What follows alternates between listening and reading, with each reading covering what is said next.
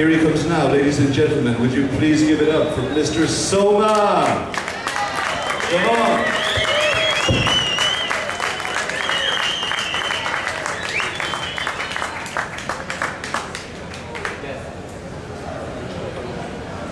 Hello, everybody. Is everybody having a good time? Does everybody love Amsterdam? Does everybody love cannabis? How many people love cannabis? How many people brush their teeth today? Okay, that's pretty good. But how many people ever almost got busted? I just want to start out by telling a little story of something that happened to me one time when I almost got busted. It was 20 years ago in America. I had just been crystal mining in Arkansas. And I had gotten about 900 pounds of quartz crystals, all different kinds. And I had them all wrapped up in newspaper and cardboard boxes in this van.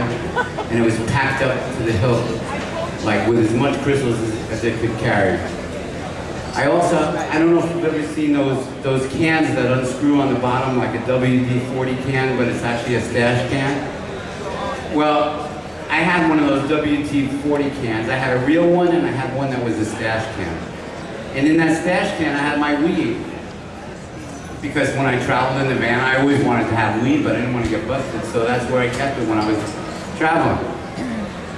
And because I really love psilocybin mushrooms, I always have them with me all the time too, because they're great, you know what I mean? And so even back then, 20 years ago, I had them with me. And I was driving back from Arkansas, going through Alabama with my first Dutch friend, my very first Dutch friend, and my girlfriend.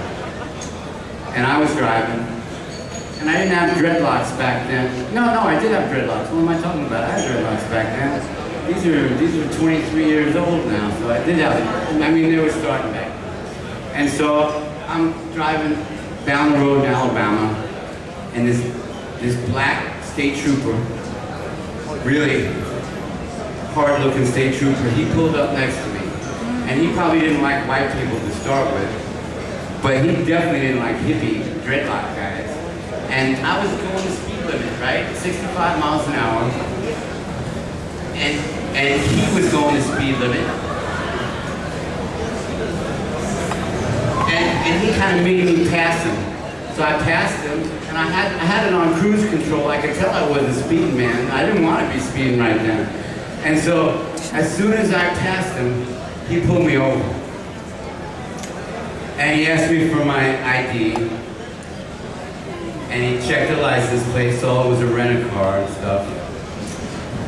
And then in the front of the van, I had this 2-pound bag of this stuff called oxalic acid. It's what you clean quartz crystals with. And it's a white crystalline powder. And I just had it in a Ziploc, you know what I mean? Just in the front, because I got it in Arkansas from the crystal people. They said, look, when you go back home, if you really want to clean it, just use this stuff. And so, you know, I had it on the front seat. Well, this state trooper saw that big bag of white powder.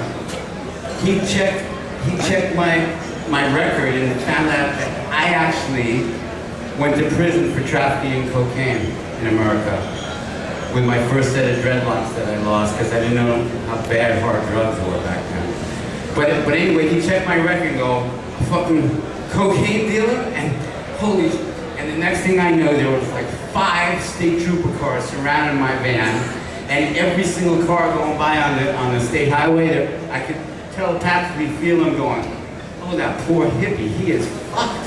He is really fucked, man. You know, and it's like, and I thought, well, I only have a little bit of weed in my WD-40 can, and got a little bit of mushrooms on me stashed.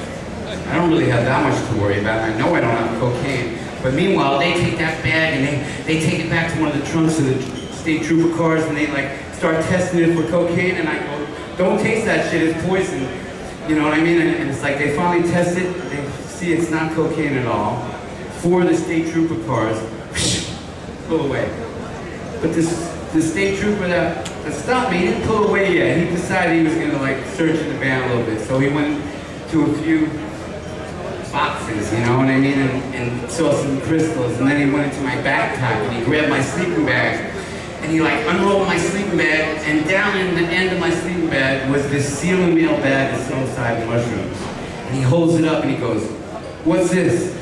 And I said, "Those are Chinese mushrooms. We're vegetarians, we eat them." And he goes, "Ew." And he just put them back, you know what I mean? And it's like, what that actually is the Jedi mind trick. And I'm telling you, when it comes to cannabis, all of us cannabis aficionados, all of us, we can all use that Jedi mind trick until these politics really get straight.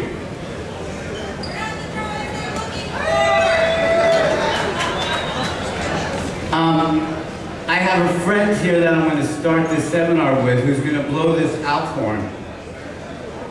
And it's quite an interesting instrument from Switzerland. And then as soon as she does this little horn thing, Olga, where are you? She's here. As soon as she blows the horn a few times, then I'll get into it a little bit more. I'll take care of it. Here comes Olga.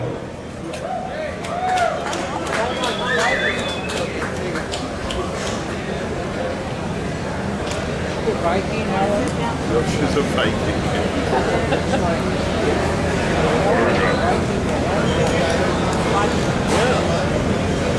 Hey Wax, can you send down a little bit of hash? I left it in my stash bag.